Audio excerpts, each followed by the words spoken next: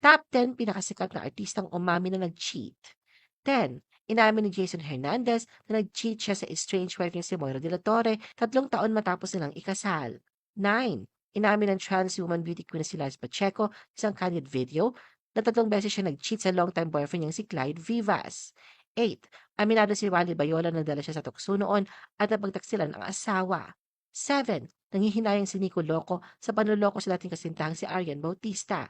6. Inamin ni Audrey Abenica na nabigo ang pagsasama nila ni Kylie Padilla dahil sa cheating. 5. Labis ang pagsisisi ni Vong Navarro na mag-cheat siya sa kanyang girlfriend noon si Tanya Bautista na ngayon ay kanyang asawa. 4. Inamin ni Manny Pacquiao noong 2015 na kanyang kasikatan nagbunsod sa kanya sa pagtataksil sa asawang si Chinky noon. 3. Nabunyag ang pagbababae ni Martin Rivera noong 2007. Noong 2009, umamin siya ng makaawa para magbalikan kay Pops.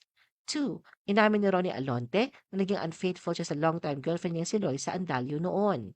1. Inamin ni Carlo Aquino na nagtaksil siya sa ilang naging relasyon niya kabilang na kay Angelica Panganiban na nauwi sa hiwalayan.